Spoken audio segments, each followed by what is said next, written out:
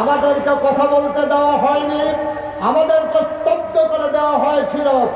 আজকে Comilla town hall থেকে স্পষ্ট করে জানিয়ে দিতে চাই, যার মর্যাদা আল্লাহ নির্ধারণ করে দিয়েছেন তাদেরকে ইচ্ছা করলেই দমিয়ে রাখা যায় না।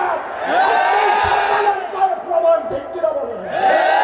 আজকে সম্মেলন প্রমাণ করে দিয়েছে নিশ্চিন্তে নিঃসংকোচে যারা কথা বলতে পারে, জাতিকে নিয়ে যারা ভাবে, জাতিকে যারা অগ্রসর কর্মীতে পরিণত করতে চায়, এই বাংলাদেশকে মাথা উঁচু করে পৃথিবীর দিকে, পৃথিবীর অন্যান্য দেশের চাইতে যেন স্বমহিমায় স্বগৌরবে উদ্ভাসিত হতে পারে, এই জন্য যারা কাজ করে যাচ্ছেন তারাই হচ্ছে ওলামায়ে কেরাম। ঠিক কিনা বলেন?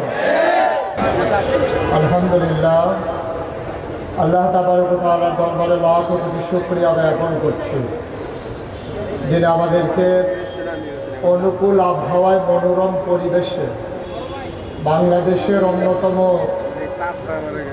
একটি জেলা কুমিল্লা, আমার প্রাণের কুমিল্লার প্রাণ কেন্দ্রে কুমিল্লা টাউন হলে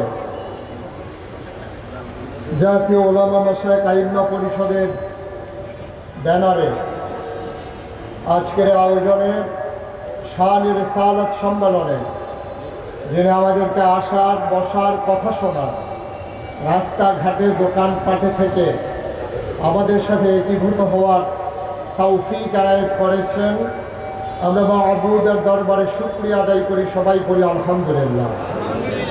আজকের আয়োজনের সম্মানিত সভাপতি, হৃদয়ের গভীরতম প্রদেশে যার জায়গা, মঞ্চে ময়দানে কথা বলি যার সাথে একসাথে অভিরত আমার প্রিয় ভাই চান্দিনা আল আমিন কাবিল মাদ্রাসার ভারপ্রাপ্ত অধ্যক্ষ জনাব হযরত মাওলানা মাহবুবুর রহমান আশরাফি, আমরা কি দোষ করলাম?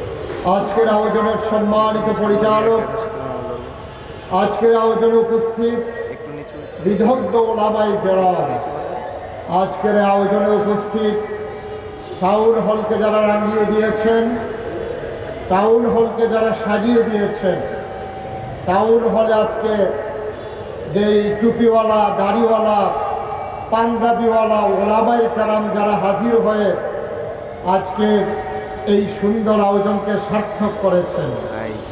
সম্মানিত উপস্থিতি, আপনারা জানেন বাংলাদেশ 15 বছর ধরে একটা জগদ্দল পাথরের নিচে বন্দী হয়েছিল।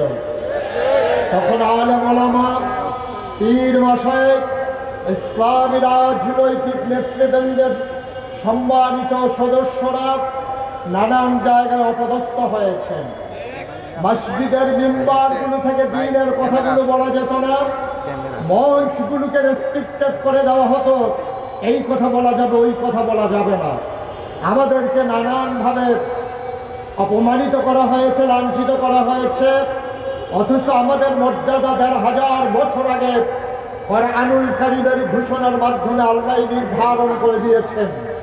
আল্লাহ বলেছেন, কুল হাল ইয়াস্তাবিল্লাযীনা ইয়ালামুনা ওয়াল্লাযীনা লা ইয়ালামুন, হে রাসূল আপনি বলে দিন, যারা জানে যারা জানে না, দুই দল কি সমান? কখনোই দুই দল সমান হতে পারে না। আমরা সেই ওলামায়ে কেরাম এতদিন দ্বিতীয় শ্রেণীর নাগরিকে পরিণত হয়েছিলাম।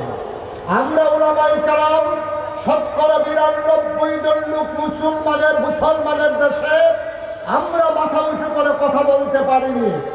আমাদেরকে কথা বলতে দেওয়া হয়নি, আমাদেরকে স্তব্ধ করে দেওয়া হয়েছিল। আজকে কুমিল্লা টাউন হল থেকে স্পষ্ট করে জানিয়ে দিতে চাই, যার মর্যাদা আল্লাহ নির্ধারণ করে দিয়েছেন তাদেরকে ইচ্ছা করলেই দমিয়ে রাখা যায় না।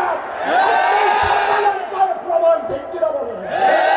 আজকে সম্মেলন প্রমাণ করে দিয়েছে নিশ্চিন্তে নিঃসংকোচে যারা কথা বলতে পারে, জাতিকে নিয়ে যারা ভাবে, জাতিকে যারা অগ্রসর কর্মীতে পরিণত করতে চায়, এই বাংলাদেশকে মাথা উঁচু করে পৃথিবীর দিকে, পৃথিবীর অন্যান্য দেশের চাইতে যেন স্বমহিমায় স্বগৌরবে উদ্ভাসিত হতে পারে, এই জন্য যারা কাজ করে যাচ্ছেন তারাই হচ্ছে ওলামায়ে কেরাম। ঠিক কিনা বলেন?